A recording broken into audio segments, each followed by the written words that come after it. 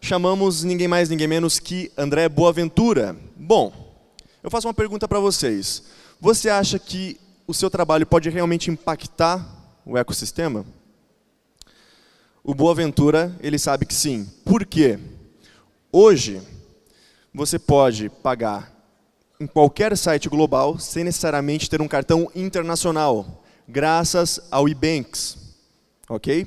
Por quê? Porque o André, ele é sócio-diretor de marketing do eBanks e ele, mais uma galera que trabalha lá, fizeram com que o eBanks chegasse em 6 países, em milhares de sites e desse acesso a mais de 37 milhões de compradores até hoje.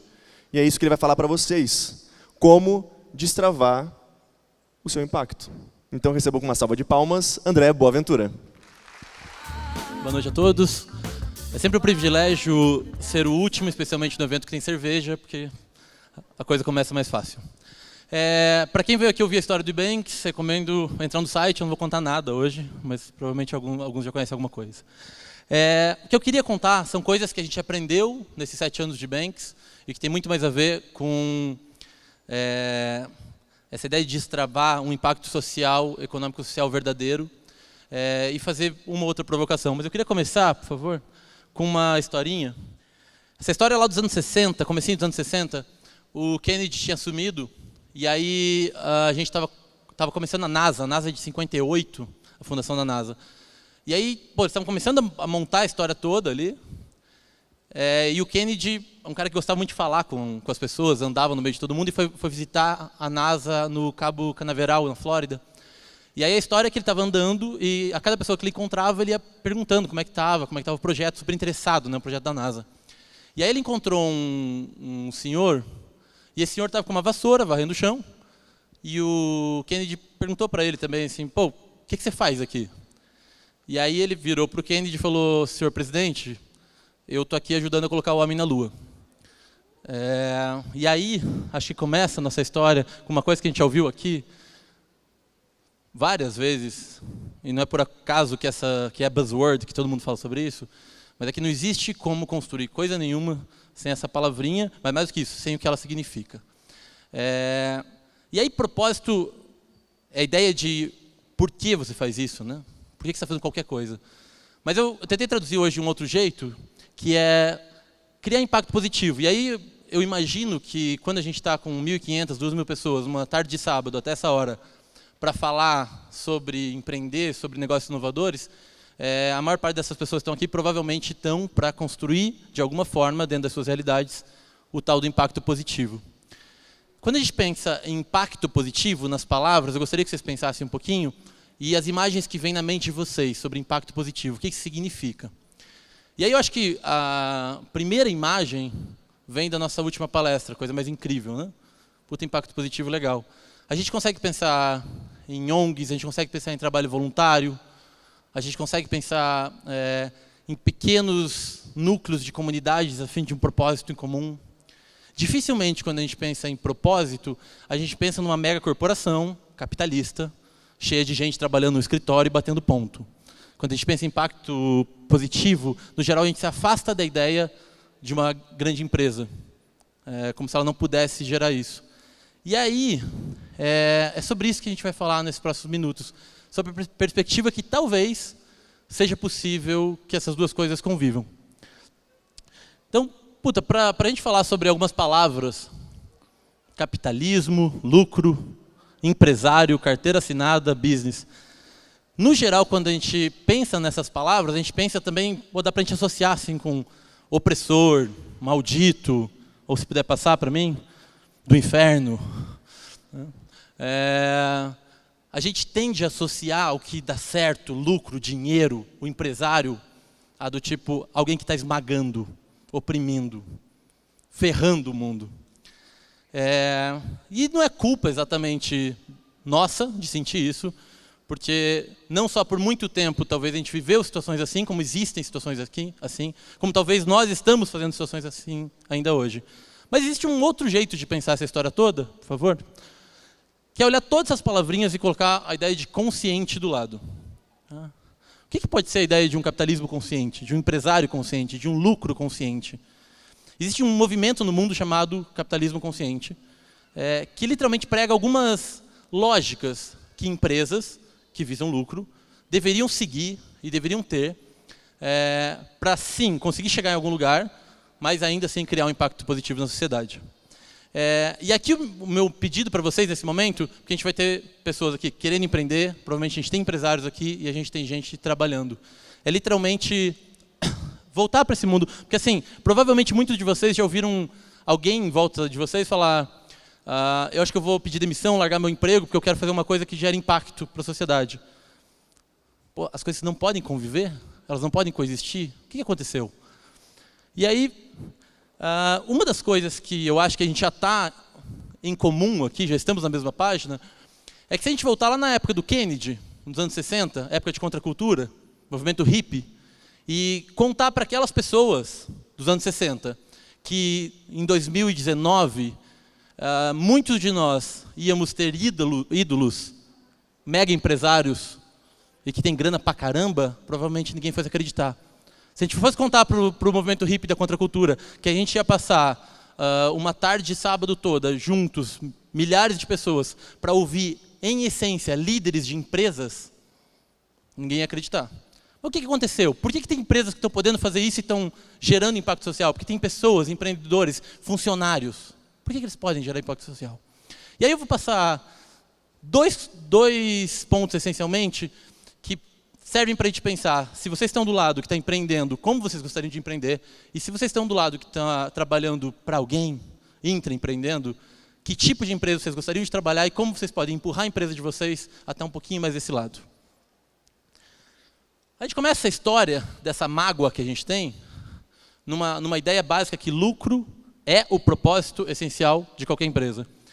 E aí, assim, quando a gente fala agora, não pensa só na grande corporação, não pensa só no banco, pensa no padeiro, que tem uma padaria no bairro, mas ele, para não comprometer a margem e o lucro dele no final do ano, não contrata mais uma pessoa para ficar no balcão, não dá um atendimento melhor, não contrata um padeiro melhor para oferecer um serviço melhor, ou seja, ele não gera mais emprego, não gera renda. Isso começa do micro, começa da gente. Quantos de vocês poderiam investir um pouquinho mais, acreditar um pouquinho mais em fazer o ciclo da economia girar e guardam o dinheiro na poupança, que é o pior investimento que existe? E aí, assim, quando o Ricardo vem aqui e fala eu não tenho certeza se vai dar certo e pode ser que comprometa tudo que a gente construiu até aqui para acreditar numa nova sede, empreender de novo, botar dinheiro, tirar dinheiro do bolso dele, para acreditar que esse projeto, esse sonho pode ser maior, aí a gente para de ver lucro como propósito. É uma outra coisa, está do outro lado. A gente passou também, e tem passado muito tempo, do lucro versus o propósito. E aí a gente adora se colocar do lado do propósito. Né? Você perguntar para vocês, quem quer propósito, quem quer lucro? Todo mundo vai querer propósito. Mas no final a gente precisa de grana. E grana não é problema. Ter dinheiro não é problema. E a gente começou a criar um mundo de dois lados. Ultimamente está na moda ter dois lados, né?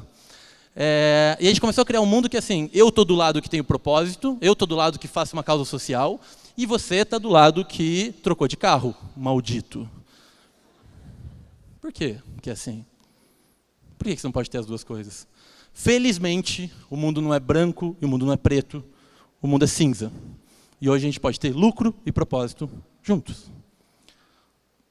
E aí quando a gente começa a entender essa ideia de que dinheiro, rentabilidade, receita, não é um problema. A gente não precisa ter vergonha de ter dinheiro. Empresários não deveriam ter vergonha de ganhar dinheiro. Funcionários não deveriam ter vergonha de pedir aumento porque estão produzindo mais. Por que a gente tem vergonha de ganhar dinheiro, como se isso não fosse propósito? A gente conhece, ou já fez, casos que assim, alguém abre uma empresa, alguém faz um projeto e tal, e de repente está indo mal e tal, e aquele puta lutador, e a gente está comemorando junto. Assim. E aí, de repente, a pessoa começa a ganhar grana, sei lá, compra um AP, faz qualquer coisa, vai viajar para fora. Você vai falar assim, perdeu a essência. Como a gente é ruim. Cara, as pessoas que vivem pelo propósito deviam ganhar dinheiro pra caralho. Porque elas sabem o que fazer com o dinheiro, porque elas têm uma outra coisa, chamada propósito. Então elas podem fazer esse dinheiro, alimentar esse propósito, gerar mais dinheiro, gerar mais receita, gerar mais renda.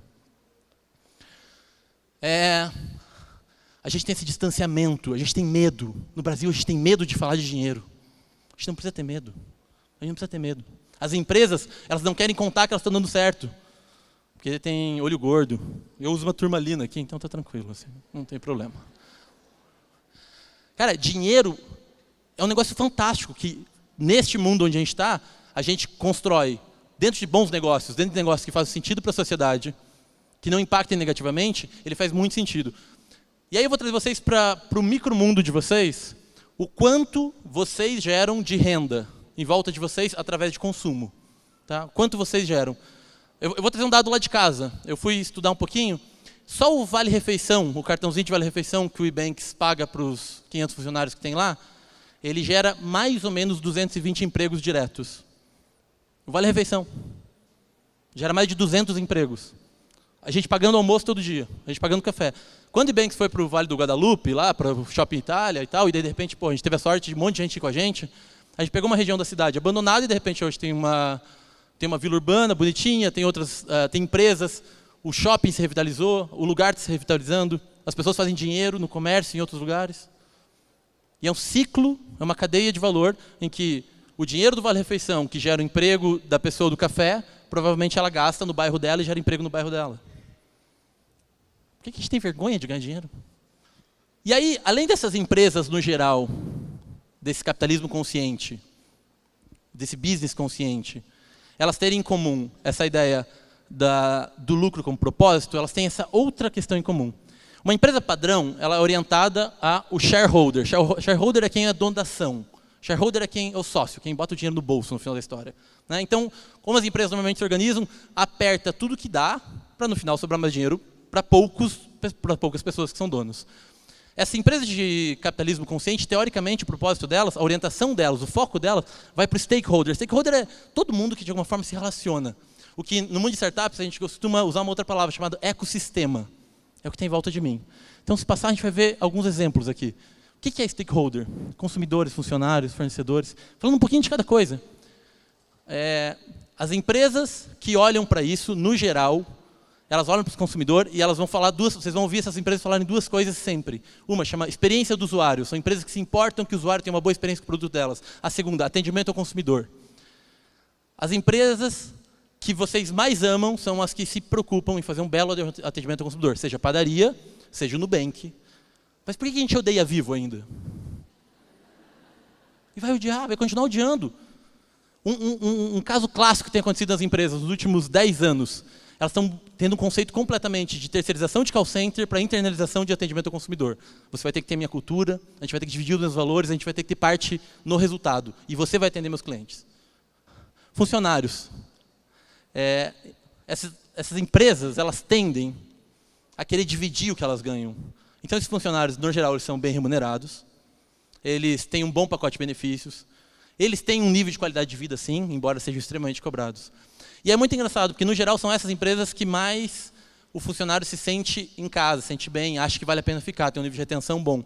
Só que tem um estudo da Nielsen que fala o seguinte, mais de metade, na verdade, 60% das pessoas trocariam o seu emprego atual por um emprego que tivesse mais propósito, ganhando 15% menos.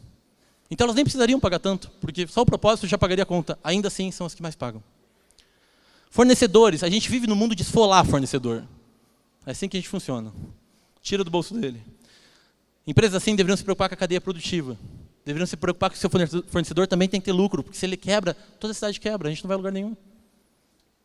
Comunidade, quanto a sua empresa se preocupa de verdade de devolver alguma coisa para a comunidade. E aí, em comunidade, aqui eu vou tirar só a relação de o quanto você pode investir, incentivo fiscal e muitas outras coisas, mas trazer para um dado desses mesmos estudos. Empresas com esse nível de engajamento são as maiores pagadoras de impostos que existe. Empresas assim não sonegam. Empresas assim pagam tudo o que elas têm que pagar. Como que pode dar tudo certo isso?